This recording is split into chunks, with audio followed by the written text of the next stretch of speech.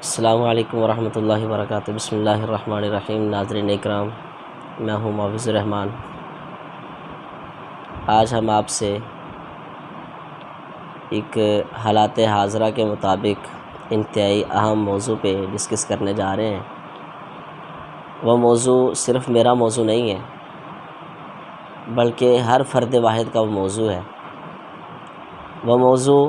جس پہ آج ہم گفتگو کریں گے صرف میرا ہی موضوع نہیں ہے، بلکہ ہر ایک ذی شعور مسلمان کے متعلق یہ موضوع ہے۔ ہر وہ فرد جو کسی نہ کسی معاملے میں سرپرستی رکھتا ہے یا اس کے پاس کسی بھی چیز کی کوئی ذمہ داری یا اتھارٹی ہے، یہ موضوع ہر اس بندے کے لیے خاص ہے۔ آئیے ہم اسے دیکھتے ہیں کہ آج کا ہمارا جو موضوع ہے السیاسہ شرعیہ، امام ابن تیمیہ رحمہ اللہ تعالی ان کی کتاب سے کچھ ماخوذ ہے کہ کسی بھی نظام کو چلانے کے لیے، کسی بھی منصب کو چلانے کے لیے، کسی بھی قانون کو لاگو کرنے کے لیے کچھ افراد کی ضرورت ہوتی ہے، اور وہ افراد کیسے ہونے چاہیے، کس نوعیت کے ہونے چاہیے، اس میں صلاحیتیں کیسی ہونی چاہیے، کیسی کیٹیگریز ہونی چاہیے۔ ان تمام چیزوں کا احاطہ کرنے کی ہم اپنی علمی بساط کے مطابق انشاءاللہ الرحمن کوشش کریں گے۔ تو امام ابن تیمیہ رحمہ اللہ تعالی نے قرآن حکیم کی آیت ان اللہ یأمرکم ان تؤدوا الامانات الی اہلھا سے جو استدلال کیا ہے، وہ استدلال کیسا ہے اور کس موضوع پہ جا کے انہوں نے انتباہ کیا ہے اس استدلال کا، اس آیت کو کس موضوع پہ جا کے، کس جگہ پہ جا کے انہوں نے ڈالا ہے، آئیے ہم یہ دیکھنے کی کوشش کرتے ہیں۔ سب سے پہلے انہوں نے دو قسمیں کی ہیں کہ آپ جس چیز کو ذمہ داری سونپنے جا رہے ہیں، جس بندے کو آپ کسی بھی چیز کی اس منصب کے مطابق ذمہ داری سونپیں، تو اس میں سب سے پہلے یہ چیز دیکھنی ہے کہ وہ بندہ اصلح ہے۔ اب اصلح کہتے کسے ہیں؟ اہل مغرب کے ہاں جو ہمارا دشمن ہے، اس کے ہاں یہ دو چیزیں ہیں اصلح کی، کہ وہ چاق و چوبند ہو اور چلاک ہو، ذہنی طور پہ وہ بڑا چلاک ہو، اپنی باتوں کے جادو سے وہ خیالی پلاؤ بنا دے، آپ کو خیالات ہی میں آپ کو منزل مقصود تک پہنچا دے، لیکن عملی کام نہ کرے۔ دوسرا بندہ جو ان کے ہاں قابل اعتبار ہے، اصلح ہے اہل مغرب کے ہاں، وہ بندہ ہے کہ وہ جسمانی طور پہ طاقتور ہو، فٹ ہو، جبکہ اسلام نے ان دونوں چیزوں کی نفی کی ہے۔ اللہ رب العزت فرماتے ہیں ان اللہ یأمرکم ان تؤدوا الامانات الی اہلھا، کائنات کے لوگوں، امانتیں جب تم سپرد کرو تو جو اس امانت کا اہل ہے، امانت کو لینے کا حقدار ہے، اس بندے تک یہ امانت پہنچاؤ۔ وہ امانت کسی بھی چیز میں ہو سکتی ہے۔ گھر کا سربراہ ہے، وہ ایک امین ہے، اپنے گھر کو چلا رہا ہے۔ کسی علاقے کا کوئی، کسی سوسائٹی کا کوئی سربراہ ہے، وہ اس چیز کا امین ہے، اس کا حق یہ بنتا ہے کہ وہ امانت داری اور دیانت داری سے اس کا کام کرے۔ جبکہ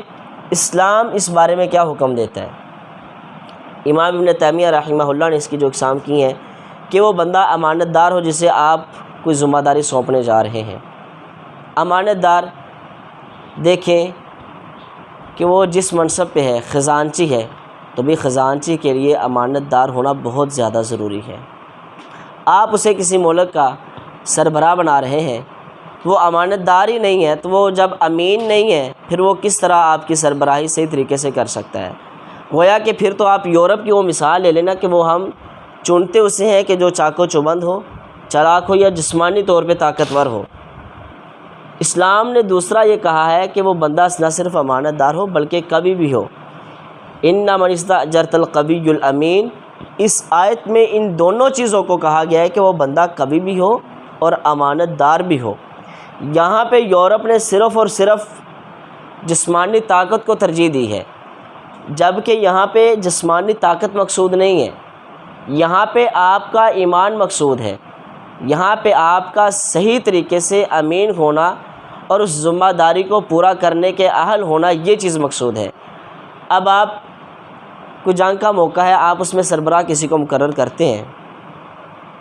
وہاں پہ آپ کسی امین کو بھیج دیں، کسی امانت دار بندے کو بھیج دیں، یہ آپ زیادتی کر رہے ہیں۔ جنگ کا موقع ہے، آپ اسے سپہ سالار اسے مقرر کریں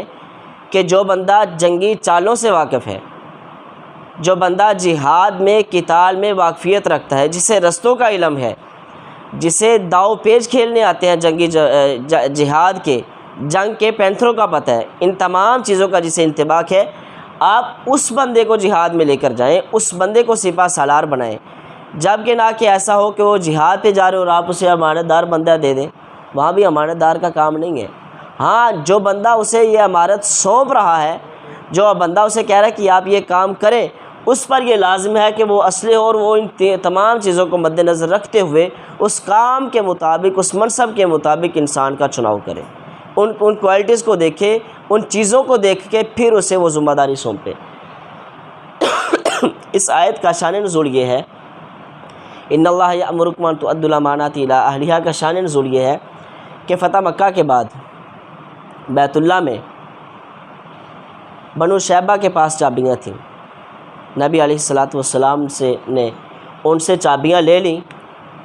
اور سیدنا عباس رضی اللہ تعالیٰ عنہ نے کہا کہ ہم حاجیوں کو پانی پلاتے ہیں، ان کی دیگر ضروریات کا خیال کرتے ہیں، لہٰذا یہ جو چابیاں بنو شیبہ سے لی ہیں وہ ہمیں دی جائیں۔ نبی علیہ السلام کو جب یہ سیدنا عباس نے کہا، اللہ رب العزت نے قرآن نازل کر دیا، ان اللہ یأمرکم ان تؤدوا الامانات الی اہلھا، کہ امانتیں ان کے سپرد کرو جو اس کے صحیح اہل ہیں۔ آپ بغیر اہل بندے کو، جو نکارہ ہے، نکما ہے، آپ اس بندے کے سپرد وہ امانت نہ کریں جس کا وہ حقدار ہی نہیں ہے۔ اسی طرح امام ابن تیمیہ رحمہ اللہ نے اسلحے کے بعد دوسری چیز ذکر کی ہے، امثل۔ آپ کوشش کر رہے ہیں، وہ بندہ آپ کو امانت دار نہیں مل رہا، آپ کوشش کر رہے ہیں کہ وہ نیک نہیں ہے، کوئی بندہ آپ کو نیک نہیں مل رہا، آپ کوشش کر رہے ہیں کہ کوئی بندہ وعدے کی پاسداری کرنے والا نہیں مل رہا،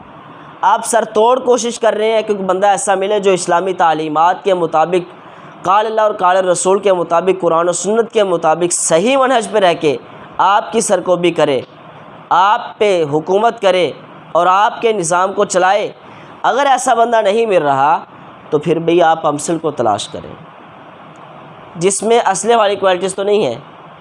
اسلحے والی ساری کیٹاگریز نہیں ہیں، لیکن کچھ نہ کچھ تو اس میں موجود ہے۔ مثلا نیک ہے، حافظ قرآن ہے، عالم دین ہے، تعلیم رکھتا ہے،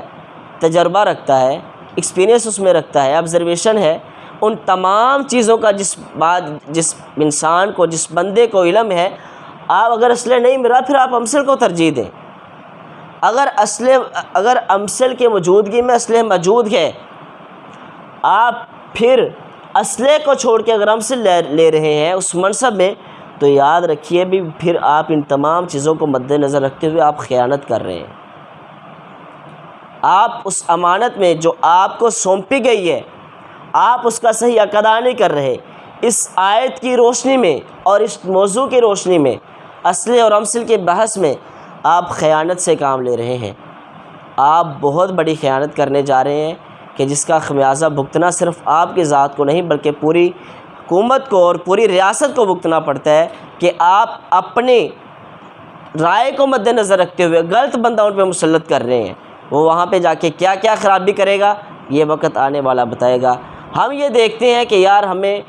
بندہ نیک مل جائے، اچھا مل جائے، نیک ہو، ایماندار ہو، ہمارے مسائل